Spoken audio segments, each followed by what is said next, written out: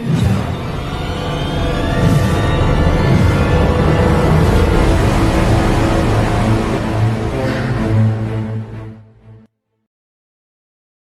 This is Arun. അപ്പം ഞാനിന്ന് വന്നത് എങ്ങനെയാണ് കടമില്ലാത്ത കമ്പനീസിനെ കണ്ടുപിടിക്കുക.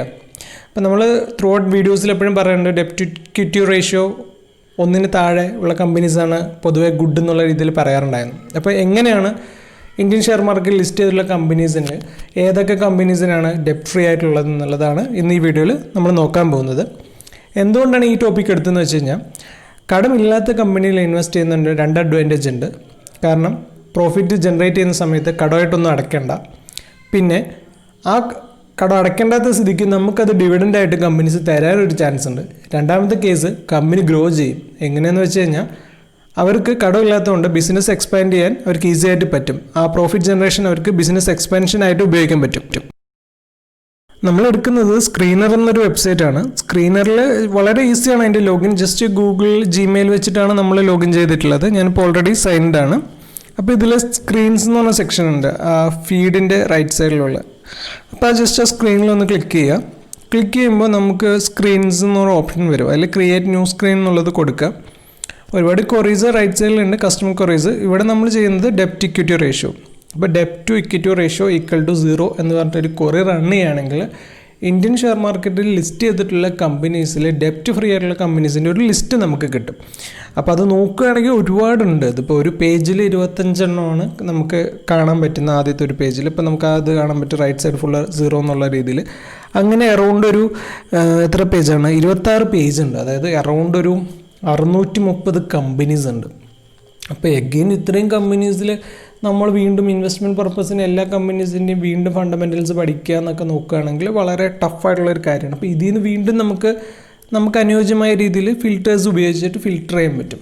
അപ്പോൾ അതും കൂടെ നോക്കും. അപ്പോൾ നമ്മൾ പൊതുവേ പറയാറുണ്ട് എപ്പോഴും ഒരു 1000 മാർക്കറ്റ് ക്യാപ്പ്, 1000 കോടി മാർക്കറ്റ് ക്യാപ്പിന് മുകളിലുള്ളത്. ഇപ്പോൾ നമുക്കറിയാം small cap, mid cap, large cap എന്നൊക്കെ ഉള്ള രീതിയിൽ ക്ലാസിഫൈ ചെയ്തിട്ടുണ്ട്. അപ്പോൾ ഈ കേസിൽ നമ്മളിപ്പോൾ എടുക്കുന്ന മാർക്കറ്റ് ക്യാപ്പ് എന്ന് പറയുന്നത് അറൗണ്ട് 5000 കോടി മാർക്കറ്റ് ക്യാപ്പുള്ള കമ്പനീസായിട്ട് വെച്ചിട്ടാണ് നമ്മൾ ഫിൽറ്റർ ചെയ്യുന്നത്. അപ്പോൾ ഇങ്ങനെ ഒരു ക്വറി റൺ ചെയ്യുകയാണെങ്കിൽ നമുക്ക് ഈ ലിസ്റ്റിൽ നിന്ന് കുറച്ച് ഷെയർസ് എലിമിനേറ്റ് ആയി കിട്ടും.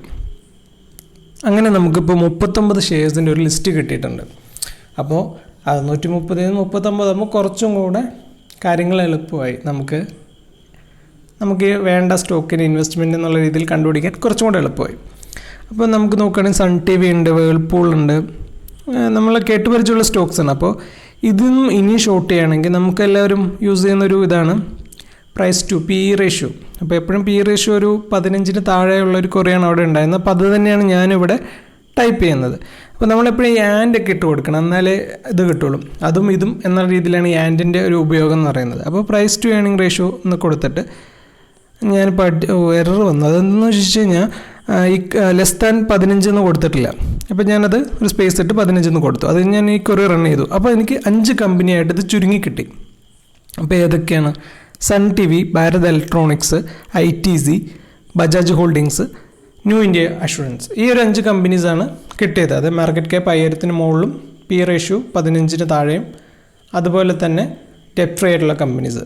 അപ്പോൾ ഈ രീതിയിൽ നിങ്ങൾക്ക് അനുയോജ്യമായിട്ടുള്ള കമ്പനീസ് ഫിൽറ്റർ ചെയ്തെടുക്കാൻ പറ്റും. കസ്റ്റം ക്വറീസ് യൂസ് ചെയ്യുകയാണെങ്കിൽ വേറെയും പാരാമീറ്റേഴ്സൊക്കെ ആഡ് ചെയ്തിട്ട് നല്ല രീതിയിൽ ഇൻവെസ്റ്റ്മെൻറ്റ് പർപ്പസിന് നല്ല രീതിയിലുള്ള സ്റ്റോക്സ് അതിൽ നിന്ന് ഈ രീതിയിൽ ഈസി ആയിട്ട് ഫിൽറ്റർ ചെയ്തെടുക്കാൻ പറ്റും. അപ്പോൾ ഡെപ്റ്റ് ഫ്രീ ആയതുകൊണ്ട് അത് എക്സ്ട്രാ ഒരു അഡ്വാൻറ്റേജ് ആയിട്ട് നമുക്ക് കിട്ടുകയും ചെയ്യും. അപ്പോൾ thank you all, happy investing.